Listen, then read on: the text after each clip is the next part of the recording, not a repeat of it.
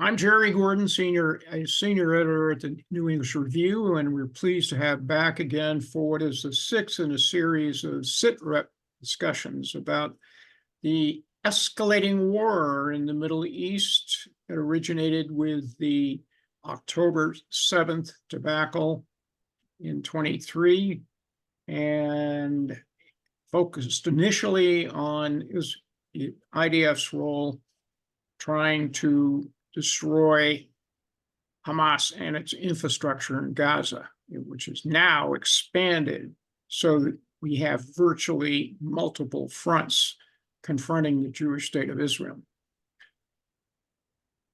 General, why don't you give us your customary blessing for the IDF? Jerry, it's a pleasure to be here and an honor to talk about a subject that you and I both care deeply. We ask Hashem's blessing on the Israel Defense Forces. We ask for their soldiers to be safe. We ask Hashem to bring them home. We ask Hashem also to bring the hostages home and to bless those who wait for them, who are suffering in their absence. And we ask Hashem's blessing on Israel and on its people who pray for safety in this terrible time. Thank you, General. We're going to go around the clock, so to speak, talking about all of the fronts that Israel and certain partners like the US and others and various coalitions are faced with. It now looks like it's a metastasized global jihad war orchestrated by Iran and its proxies, or Iran using its proxies, I should say. But it also has some other nefarious partners I could name, Russia being one of them, and another is North Korea, as we're finding out. But at the top of this list is there was a U.S. intelligence assessment on the IDF-Hamas war in Gaza. It painted a rather dour picture of Hamas casualties and resilience. What were those findings, and what was the IDF reaction? It's this assessment was reported in the Wall Street Journal just a couple of days ago. And it, according to the Wall Street Journal, based on U.S. intelligence, which in turn was purportedly based on signal intelligence, imagery intelligence, and on Israeli intelligence about what's going on in Gaza. In my opinion, based on what I read, first of all, I think that the Israelis probably have the same or extremely close picture to what U.S. intelligence is on SIGINT, because the U.S. and Israel, we take a lot of their SIGINT and reprocess it. We don't have our own, we do have platforms that they don't have, for example, non-air breathing platforms for SIGINT, and the Israelis may or may not have access to what we get. We have, again, non-air breathing platforms, space platforms for imagery intelligence. But the Israelis are going to have a lot finer resolution because they've got a plethora of air systems that are flying over every part of the Gaza Strip all the time. So I think, if anything, the Israelis are going to have a finer resolution on imagery intelligence from Gaza. And of course, Israeli intelligence is, well, passed on to NSA, DIA, CIA, and then they rewrite it and recapture it. What's interesting, there is a slight difference between what so this came out and there was an initial response from the Israelis saying, thank you. The assessment said that the IDF has basically killed 20 to 30% of Hamas fighters. Israelis say 30 to 35. Statistically, I'm not sure that's a significant difference. And I'm not sure where that difference comes from, except it may be a question of analysts looking at it. But the bottom line is, although yes, you're correct, the Wall Street Journal presented it in a dour description, but the IDF didn't say it was not good. It just said we got a lot of work to do, which they have been saying since the very beginning. So in a sense, it's nothing different than we've seen from the IDF reported all through the early October until now. They know that they've got a lot of work to do and they've only just started. And we both remember at the beginning of the conflict, and specifically in Gaza, the assessment was this is going to take months. Well, it's taking months, 106 days, I think now. And actually 108. 100, thank you, 108. And it's produced, sadly, I think 198 casualties among the IDF. That is today. Unfortunately, some of the hostages appear to have been killed, including some friendly fire, as it were. So it's a terrible, terrible cost, which I think every person who understands the kind of warfare that the IDF is fighting understands that it's going to be long and it's going to be costly. And it has been. So I think we're, yes, if we're looking for a quick victory, which I think some people may be, that's not going to happen. Not in this kind of warfare. If we're looking for progress, we can see progress. And in fact, as recently as today, there's a report from the IDF that they're making great progress in Khan Yunis itself. Mm-hmm. And I find that encouraging as somebody who understands this kind of warfare. They're making progress. Is there a lot more work to do? Is it costly? The answer to those questions is yes. So I think the IDF is being very careful how it assesses its progress, but there is progress reported. And the other thing that's interesting and I think worthwhile mentioning, since we're talking about progress, is they've really pretty much gained complete operational control of North Gaza, above the halfway or the north or the east-west line, south of Gaza City and north of Khan Yunis. So is there progress? I mean, I don't want to be over solicitous of the IDF, although I love the IDF. I want to call it as it is. They have had a hard fight for 108 days. They've made significant progress. They've cleared out, or they've got complete operational control in North Gaza. They're making real progress in South Gaza, and we'll talk about the area around Rafah in a little bit. But I think that's pretty good progress for the challenge. One of the comments that was in the news yesterday was a comment from Defense Minister Yoav Gallant, saying that they think they're closing on both Sinwar, who's the combative Hamas leader, and also they may be close to finding the hostages. This is despite the anxieties of relatives of the hostages who are disrupting activities at the Knesset, obviously protesting before the home of Prime Minister Netanyahu, because we can appreciate their anxieties as to the status of their loved ones, particularly because of the barbarism. But the revelations of the tunnels has underlined how complex this war has been. We're talking about, 350 miles of tunnels in the metro? With 5,700 tunnel openings, shafts. Yes. I mean, it's unbelievable. This is unbelievable. What a fight. Yes. Terrible. But you can also appreciate the pain of the hostage families. So I think we watch what's going on like today in the Knesset, where 20 or so protesters got into not the full Knesset, but in a committee room. Right. And you can't appreciate their pain. I mean, I have a good friend in Israel who he's absolutely on board with what the war cabinet is doing, which is prosecuting the war against Hamas to kill them and destroy their military capability, but at the same time do everything that Israel can do to get the hostages back. He is not ever going to say anything negative about the hostage families, nor would I, because I can't imagine the pain that they're in. I can't imagine what I would do in that situation. I just don't know.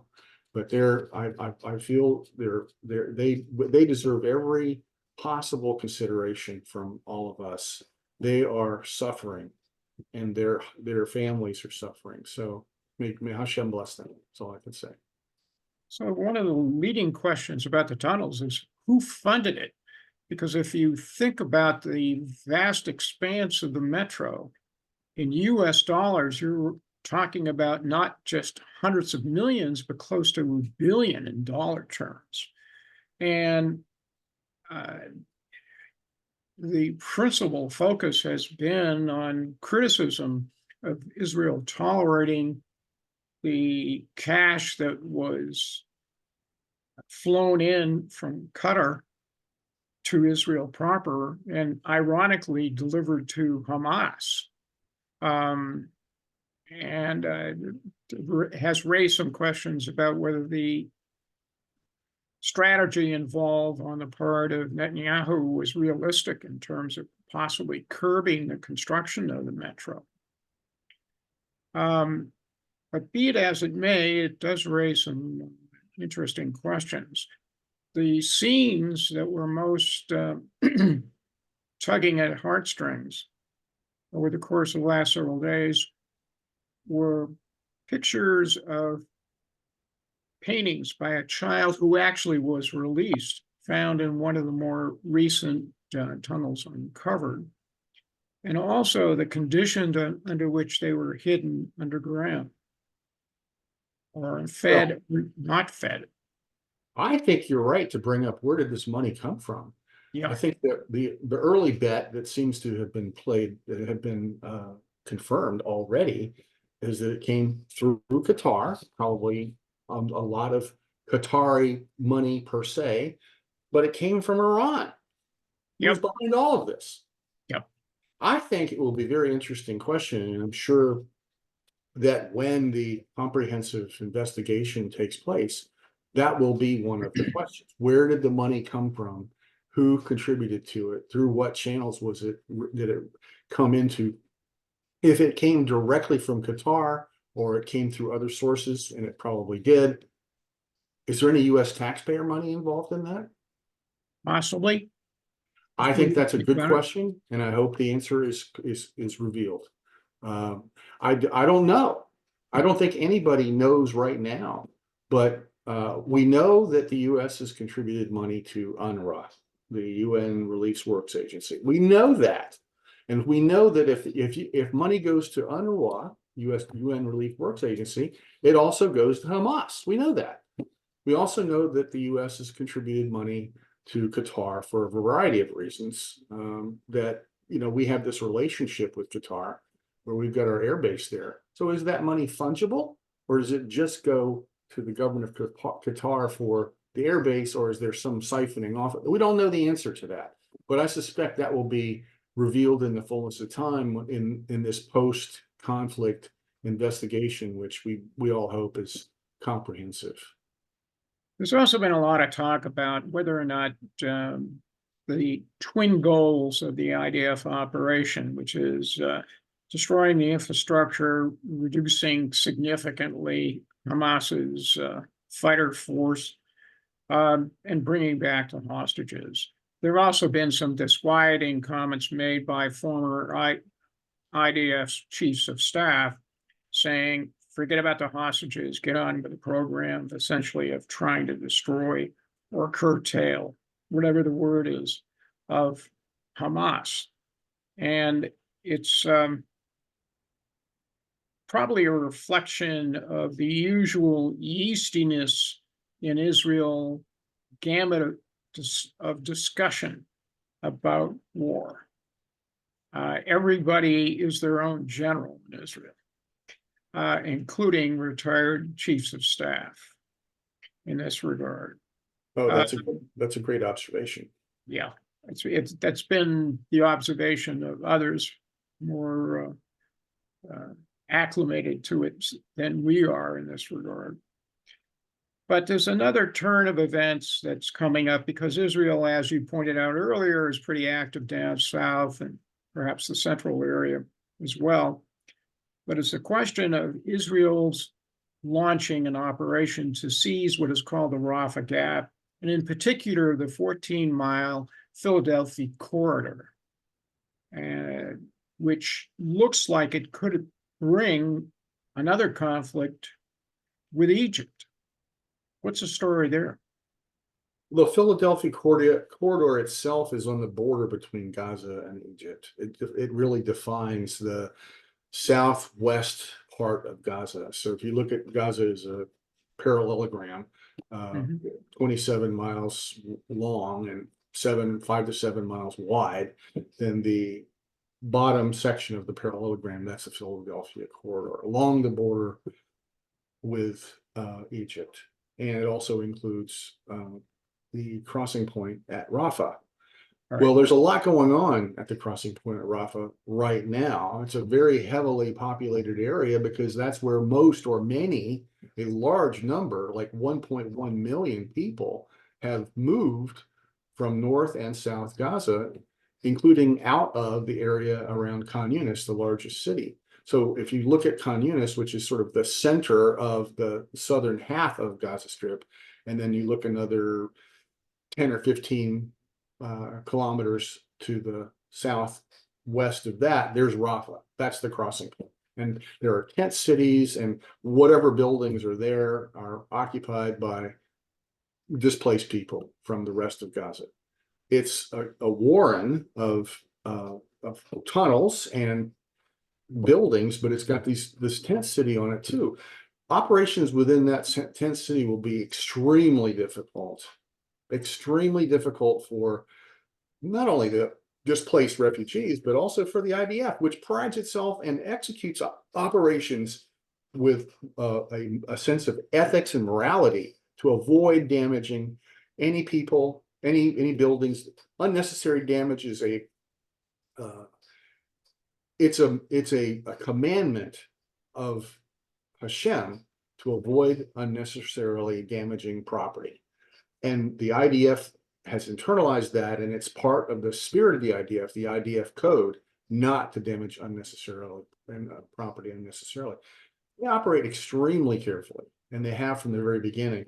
Has there been a lot of damage? Yes, because Hamas uses people and civilian infrastructure to hide behind and prevent operations. But what's going on in Rafah, other than it being a crossing point, which is extremely sensitive because the challenge there is to keep weapons and equipment from going through the crossing, as opposed to the humanitarian equipment, which Israel welcomes, but they don't want it to be a sieve for having weapons and equipment go across. So challenging. Why do the Egyptians don't like it? They would prefer to have either IDF not in the Philadelphia corridor or to have control of it themselves. And when Gaza was evacuated, or when the IDF left Gaza in 2006, they gave sovereignty to the Philadelphia corridor to Egypt. I'm not sure Egypt was ready to assume that, and there's been problem after problem with their control of it. But now the IDF thinks they really need to have control. And I can, from their perspective, trying to eliminate the Hamas, they have to have control. But Egypt doesn't want them there because it is not only removing their control over, removing Egyptian control over the Philadelphia corridor, but it's also the Egyptians, like Israel, fears Hamas terrorists coming into Egypt. And they want to have control of that. They don't want anything. They don't want Hamas in Egypt. They've made that clear, and they don't want it. They also don't want any idea of anybody annexing Egyptian territory. So they're very sensitive about that about the Israelis taking over the Philadelphia corridor from them. And they also are sensitive to the Arab world's, their Arab states' concerns that, oh, it might be a way to get to depopulate Gaza, to put the various displaced people into Egypt. I don't think Egypt wants that.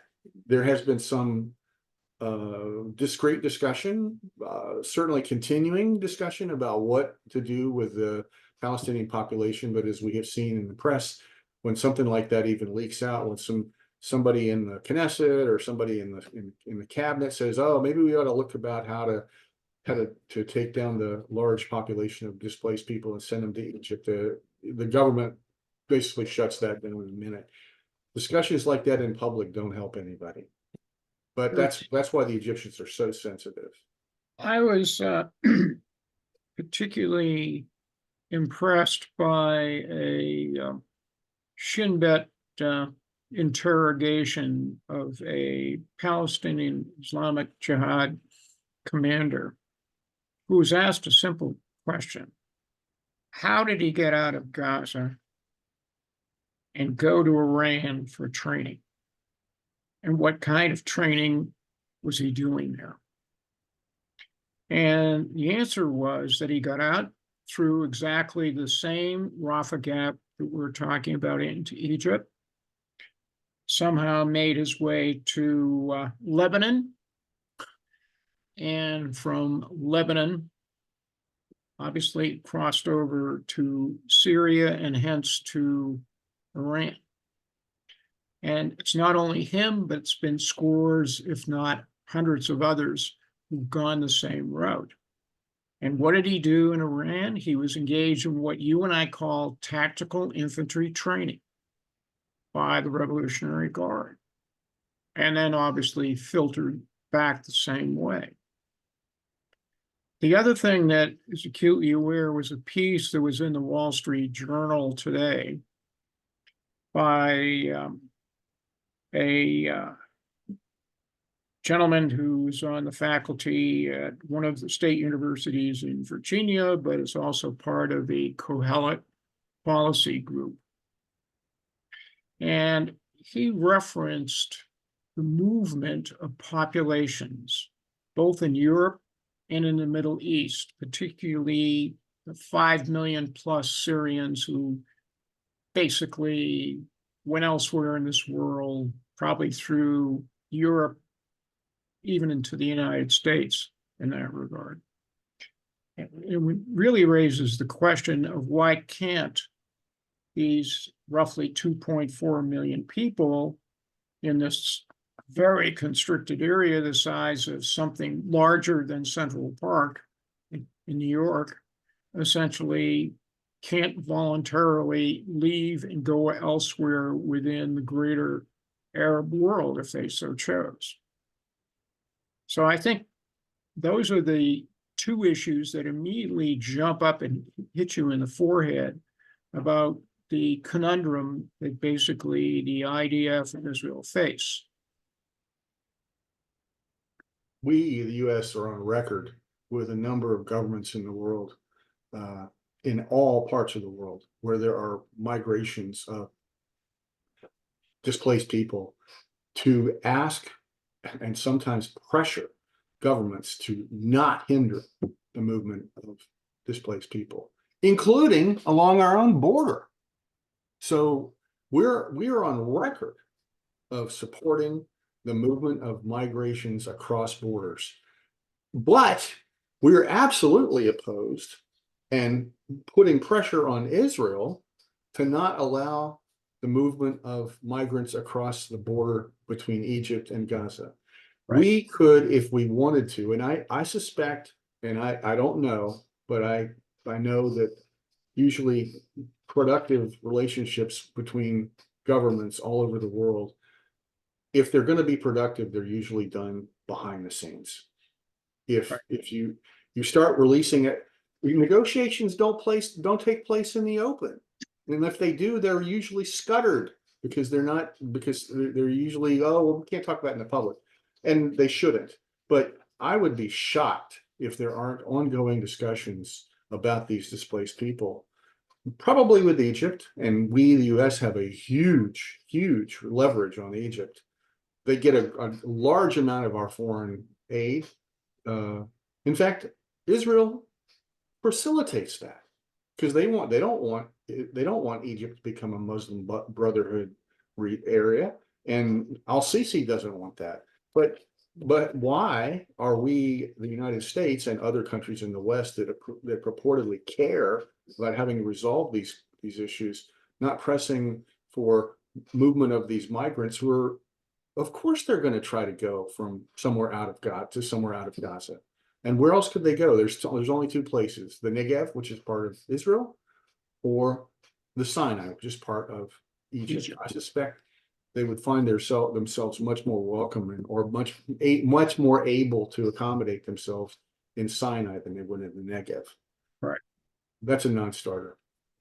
I'd like to turn to one of the other compass points in this global war that's escalating in the Middle East, triggered by the actions between Israel and Hamas in Gaza.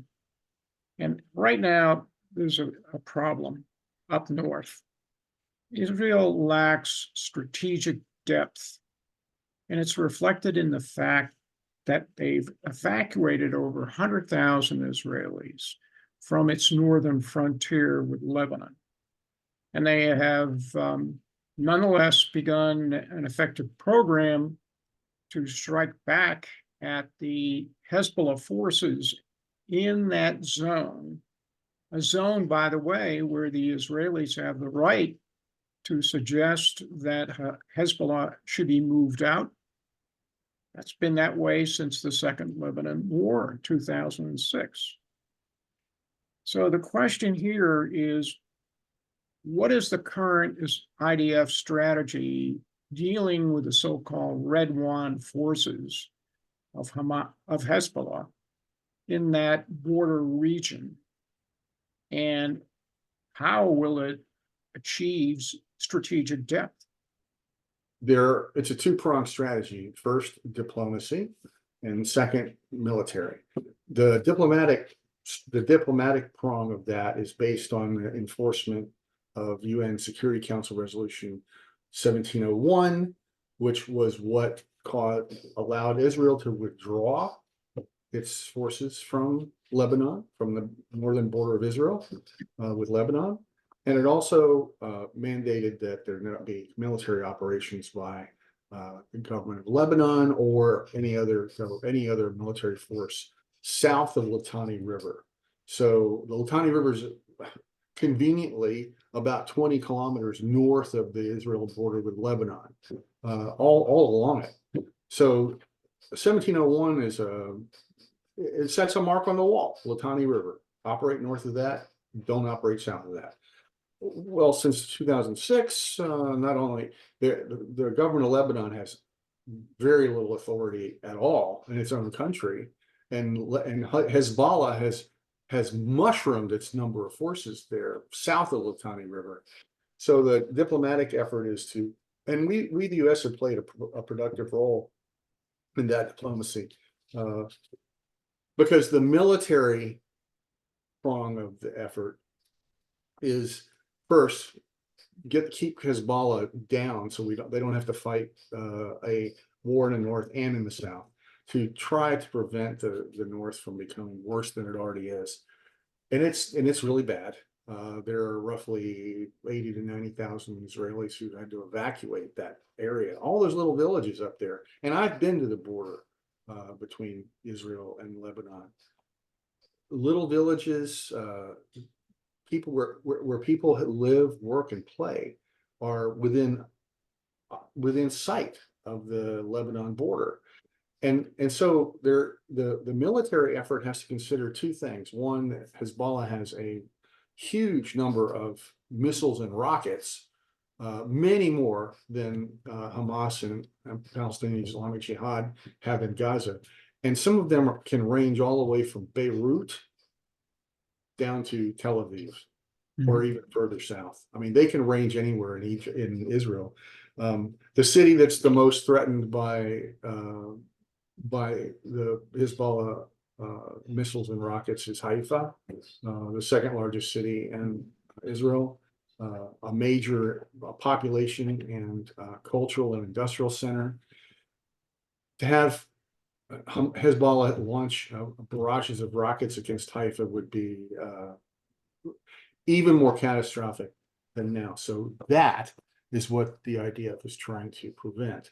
They've got to be very careful.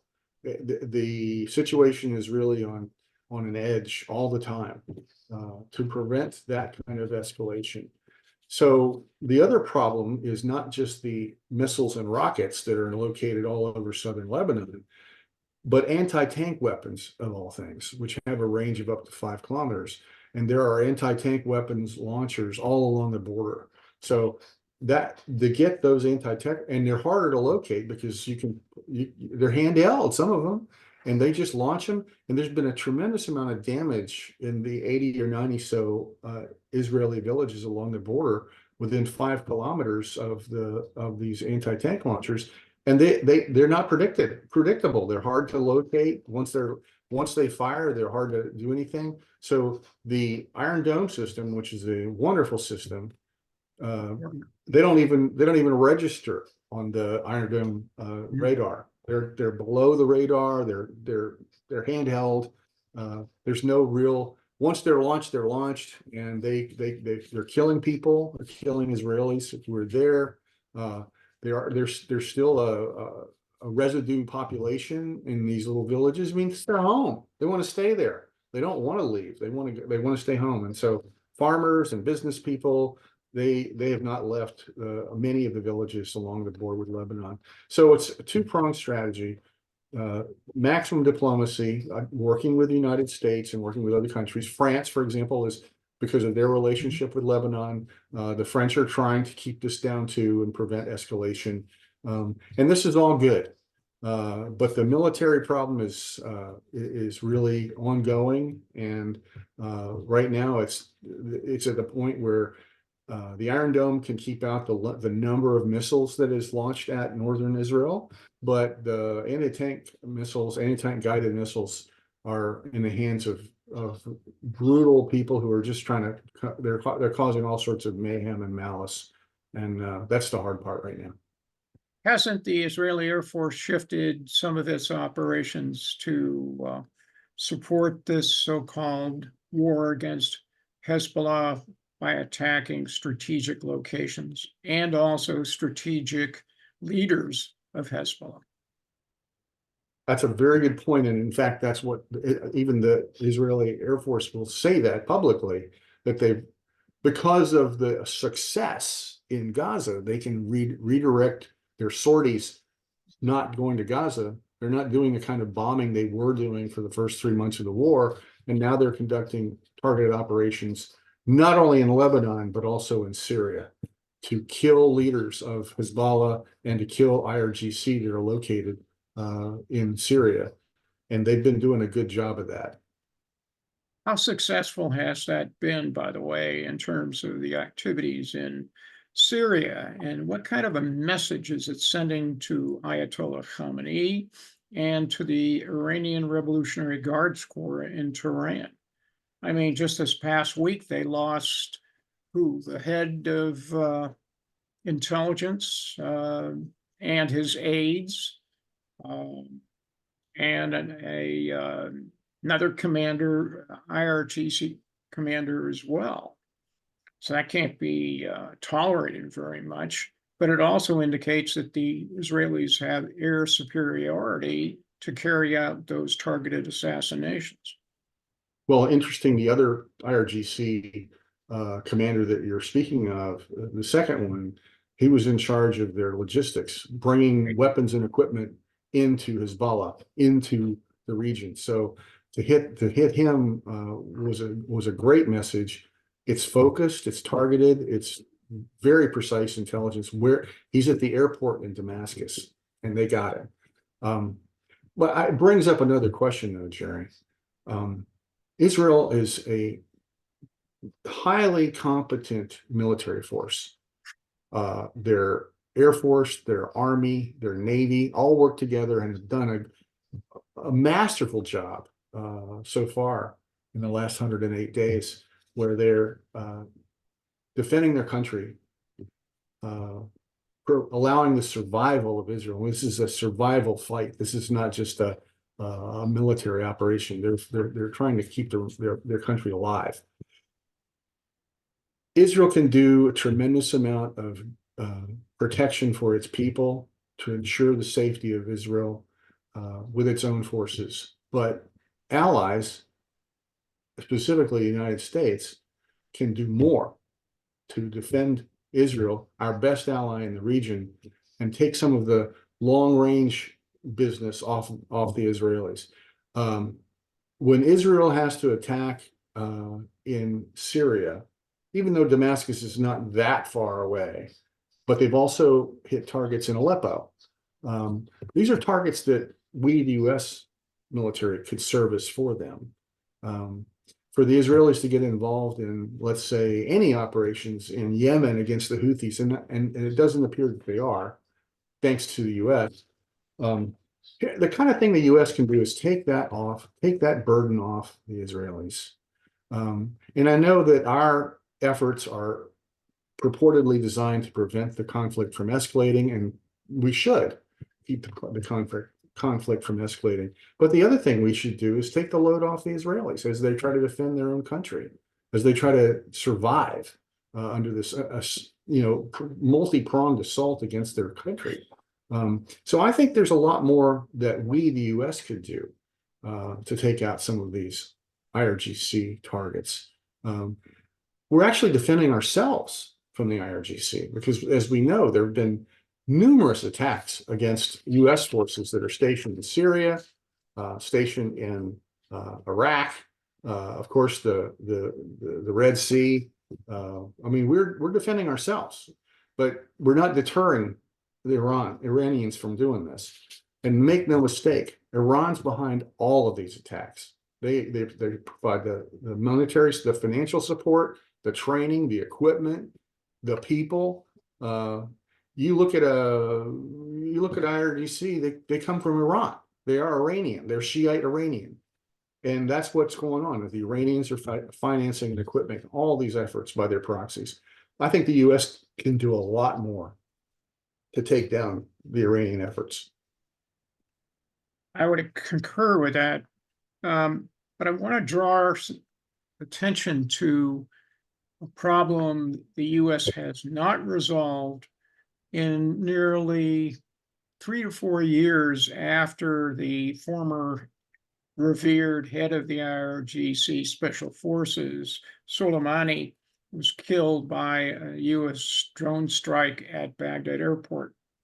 And that's the more than 147 plus attacks that have been made using ballistic missiles in the case of our friend in Iran, and drone attacks made by their Shia militia proxies in Iraq against U.S. and international resources, particularly at the U.S. Al-Assad Air Base. Just this morning, the Wall Street Journal put a focus on the kind of injuries that have been incurred of U.S. personnel, particularly in those attacks at Al-Assad.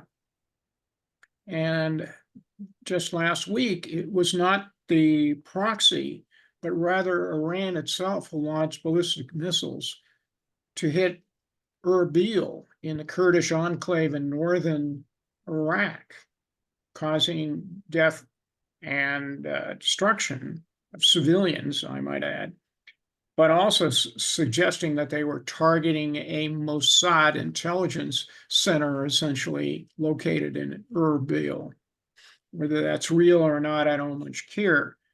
But what I do care is the fact that Iran was making a statement against the U.S. and partner forces, essentially, in Iraq. And so the issue that comes up there is, how do we contend with both the Shia militias in Iraq? And don't forget, we've also killed one of their leaders who the US considers as a terrorist not many weeks ago in an attack. But how do we rein in Iran? Iran has to pay the price. Right now, it has not. And while it can get away with it by saying it isn't us, but it's those funny guys, in ragtag uniforms who are doing it, meaning they're proxies. That's really most telling. Well, it's tit for tat, and it's not deterrence.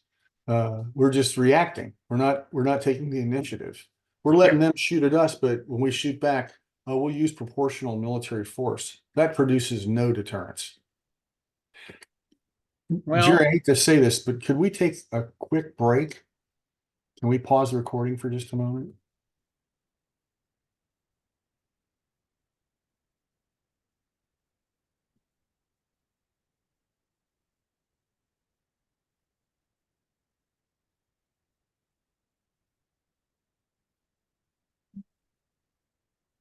I'm gonna go off camera for. I'm trying to find a thing to pause. I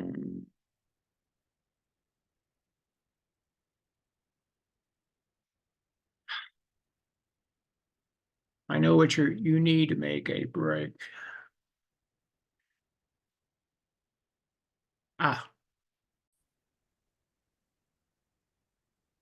John, the US and UK-led international coalition in the Red Sea has undertaken its fifth strike against the Houthi Shia rebel drone and ballistic missile bases in Yemen. Have those been successful strikes, destroying Iranian-supplied operations in terms of freedom of maritime passage in the choke point at the Bab al-Mandab at the very foot of the Red Sea? Well, I think the best way to describe them as they been successful at taking out some Houthi, so-called Houthi proxy, which were really Iranian emplacements and equipment? Yes. But President Biden said yesterday to the press, he goes, have they stopped? No. And that's the answer. If you haven't achieved deterrence, why continue to conduct military operations? If the intent is just to destroy equipment and cause casualties, well, that's all good, but it doesn't produce the result that you want because the attacks themselves don't stop. They continue. We're reacting. We're not initiating. We're not taking the initiative. And I think what has to happen is for us to gain the initiative is we've got to hurt Iran. And so these attacks are not, they're pinprick attacks. If somebody throws a rock at me, I'll throw a rock back. Well, they're just throwing rocks. And that's what's happening. So the answer, they haven't stopped. Until we find a way to hurt Iran, they're not going to stop. What's peculiar about the coalition is you've got Bahrain in there, but you don't have Saudi Arabia or the UAE. It would be very difficult for a U.S. naval operation to conduct itself without at least tacit support from Bahrain. The U.S. Fifth Fleet is in Bahrain. I have visited the U.S. Fifth Fleet in Bahrain, 15 years ago, but it takes up a considerable amount of real estate in Bahrain's capital. Right. I mean, it's a huge player, economically, if nothing else. But the Bahrain military is pretty small, but it's dwarfed by the Fifth Fleet presence, the United States Navy there. So it's not surprising to me, and it shouldn't be a surprise to anybody, that Bahrain is going to join any coalition that we're part of. The other thing Bahrain has to commend that is not only do we have huge leverage because we have this huge military presence there, what a lot of people don't know is that the demographic of Bahrain is majority Shia. And so the government of Bahrain they're on the edge most of the time. And people, you may remember several years ago, during the so-called Arab Spring, the Shia population in Bahrain almost overthrew the government. Right. And one reason they didn't is because the U.S. stood in and pretty much prevented it from happening, because they've got this huge presence there. So Bahrain, we can see how Bahrain might be roped into this, despite the sensitivity of the Arab world to an Arab country participating in the coalition, the maritime coalition, and because the Arab world is sensitive to their countries participating in a coalition that ostensibly is supporting, or many people say is supporting, the war in Gaza by indirectly. Saudi Arabia is not going to participate. Egypt's not going to participate.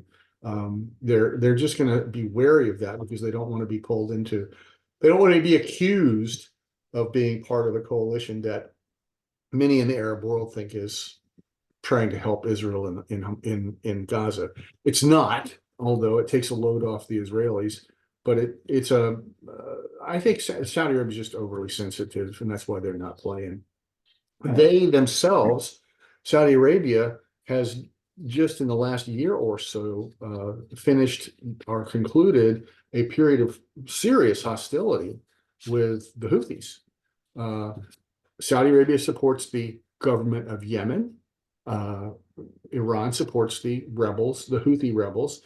The government of Yemen, the legitimate government of Yemen, supported by the Saudis, is in the eastern part of Yemen, and the Houthis are in the western part of Yemen.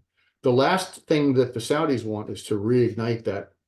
The Saudis took some serious infrastructure damage from missiles launched from the Houthi part of the country.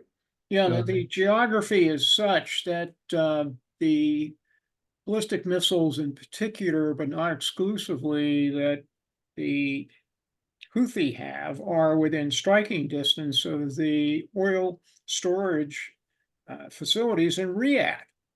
Yeah, and the Saudis don't want to reignite that, so they're wary of being involved.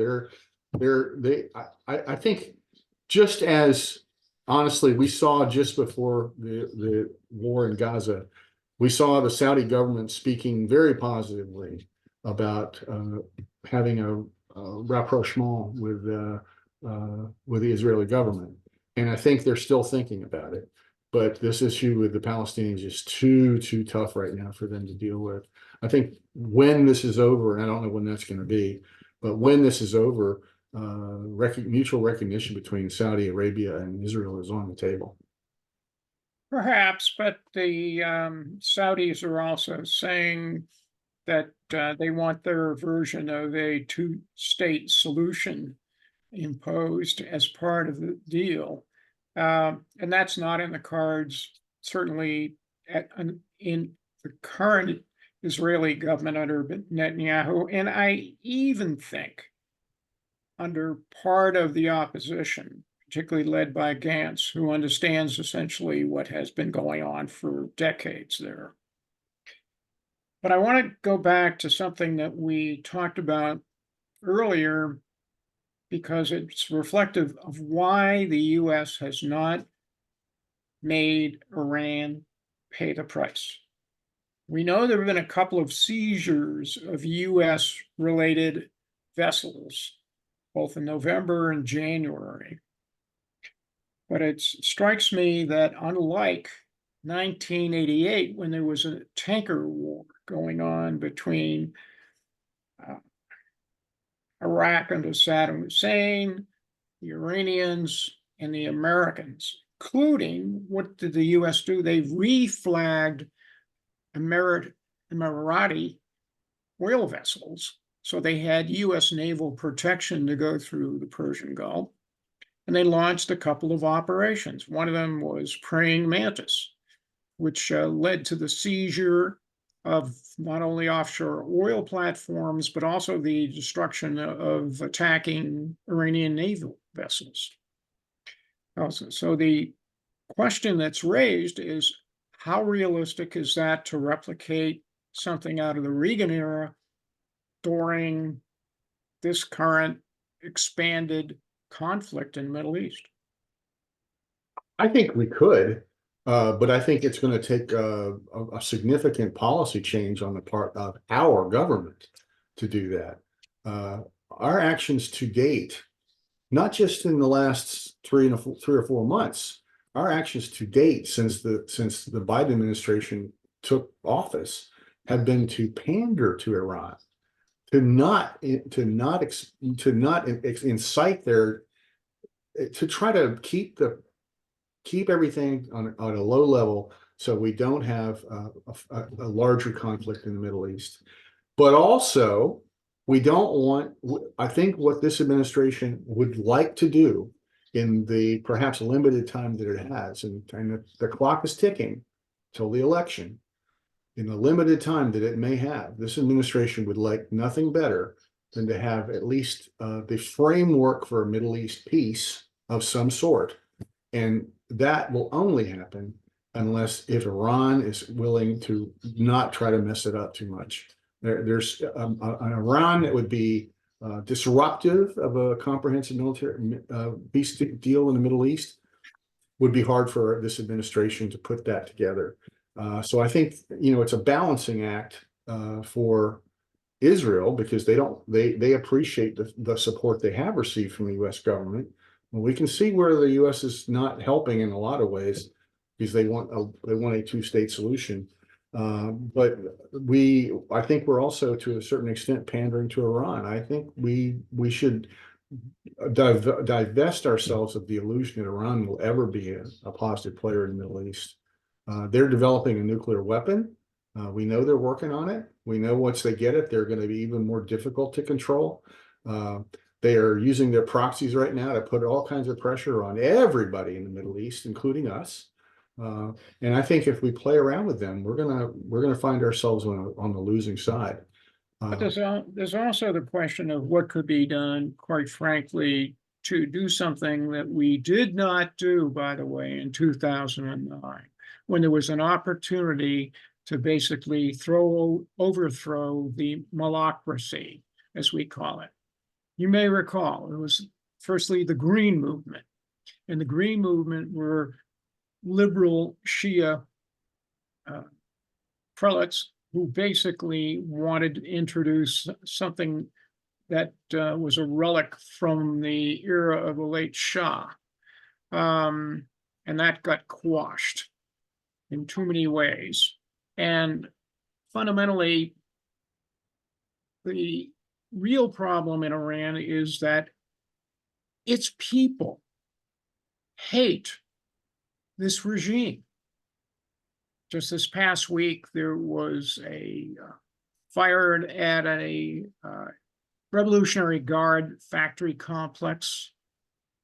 And ironically, there was another activity in Kerman, the very same area we recall there was an ISIS attack there not many weeks ago. So it tells us essentially that we have a problem. We don't have a strategy for how we can free the Iranian people from this malocracy yoke. It's been there since when? 1979, as I recall. Yes. And we don't have a strategy. Right now, we do not. We do not.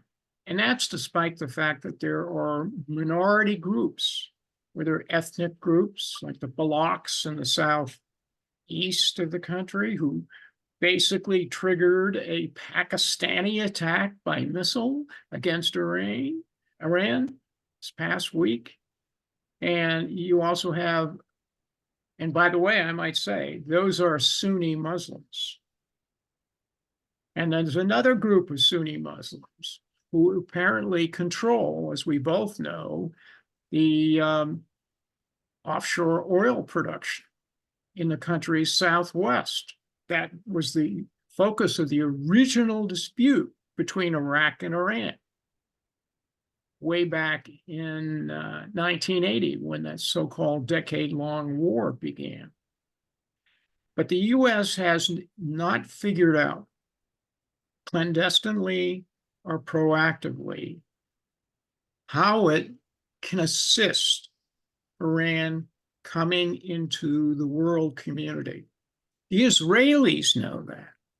The Israelis have had communications between ordinary Iranians on simple matters, expressing how much they love them. And we saw an opposition leader who showed up in the Knesset less than a week ago to communicate that message. And there have been movements essentially in Iran the last week where people have put up posters essentially saying we support Israel, obviously to be taken down by the guards and the bully boys, as I call them. But what it really speaks to is that if you don't have a coherent, aggressive strategy, and I'm going to give you an example of that. If it hadn't been for the long telegram in 1946 by George Kennan, who was in Moscow and at the embassy that day, we would not have had a strategy in the Cold War that eventually worked. Absolutely. And we don't have a political administration in this country that understands that important historical fact and what should be done to basically develop a strategy that returns Iran to the community of nations. I think you're absolutely right. I wouldn't pretend to know all the details of the strategy in the previous administration, but we withdrew from the JCPOA, which was only helping Iran, and we did the Abraham Accords in the Middle East. Our country did that. Yes.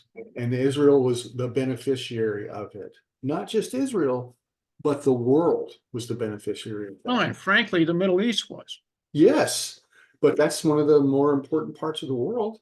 And what I'm saying is that that was a strategic move, right? As was getting out of the JCPOA, which we unfortunately were signed up to do.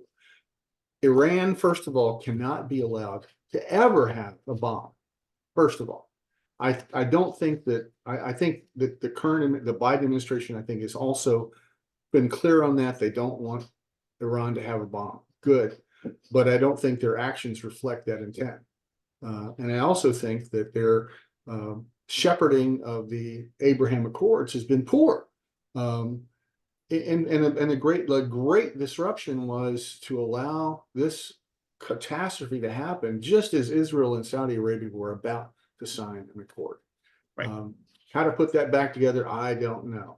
But it's in the interest of both countries to do that. The problem with what's going on now in our country and also in the EU, and we just heard Josep Borrell, who is a socialist from Spain, making pretty strident calls for a two-state solution just last week. Right. And it's not helpful. First of all, he comes from a leftist background, and he just wants to make his own name. Our Middle East policy right now is Palestinian centric. That's the U.S. policy, is Palestinian centric. It should be Iranian centric in the sense of opposing Iran, as opposed to worrying about the Palestinian state. That will not solve the problem. In fact, it'll perpetuate the problem. But we're obsessed with it. Our left wing in our country is obsessed with it, as we know. Our Democratic Party is obsessed with it, as we know. Instead of putting pressure on Iran, we're putting pressure on Israel. I don't understand that. And I think that's counterproductive for my country, and it's counterproductive for the West. And it's really counterproductive for Israel, which is fighting for its survival right now. And it's also counterproductive for the 80 plus million Iranians who basically want to breathe free air. And once that regime is gone, they'll be free. Correct. And they'll be a positive force in the Middle East. But we should stop our Palestinian-centric policy. We should support Israel. We should do everything we can and use every pressure point we have to put pressure and to hurt Iran right now. But there's other things we can do too that we're not doing. We should put pressure on Qatar. We have huge leverage on Qatar. They're not being neutral. They're helping Hamas. They're helping the Iranians. We could put pressure on the UN. We're not helping the UN. In the last administration, the Trump administration, we cut out support for the UN Relief Works Agency. We started that again in January or February 2020, 2021. Why? They're maligned. They don't help anything. In fact, they support. They're implicitly supporting Hamas. We should put pressure on the Red Cross. The Red Cross has not been helpful throughout this. Why should that be the Israelis' job to do that? They got their hands full with trying to survive, and instead of the U.S. Big Brother helping them with these pipsqueaks that are dragging them down, the Red Cross, the UN. I mean, I put them in the small bag category. Iran is the enemy, but they're just making it harder for Israel, and we're not helping. Let's help Israel. Let's keep our diplomatic and security dialogue on low level, behind the scenes, not attacking them in public, and let's take the load off Israeli right now. That's what we can do. Well, with that comment, we end another yeasty, productive conversation that's pretty broad ranging about why this October 7th war has revealed the fissures of policy, both here in the US and in the Middle East, and has established, at least from our vantage point, priorities of tension. May Hashem bless Israel. Correct. And may he reward it by eliminating the beehive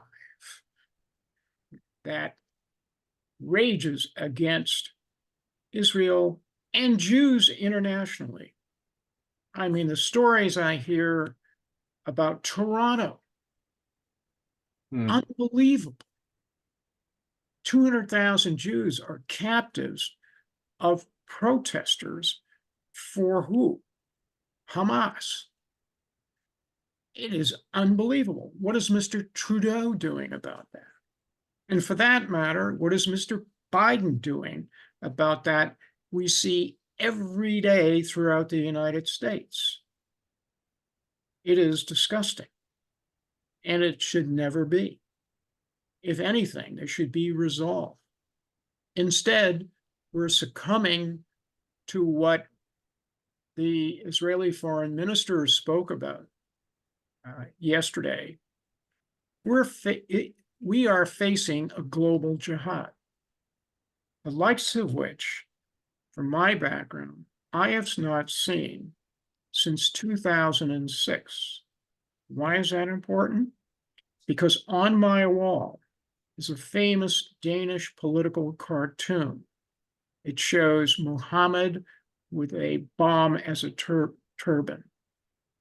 And I interviewed the political cartoonist for doing that. And what he said is, we must defend truth and our civilizational values. Because if you don't do that, you're going to be paying the price of being a cowardly lion across the geopolitical spectrum. And that is something none of us, certainly not you, and certainly not me, can tolerate. No. I completely admire your determination and the dedication to get out the truth. Right. While it's in the appropriate time. This is a critical time for all of us. Obviously, it's survival for Israel, but it's survival for the West and for all our people and for the Jewish people. And on that note, we end another productive discussion. Thank you, General, and we look forward to more. Toda. Toda. Toda.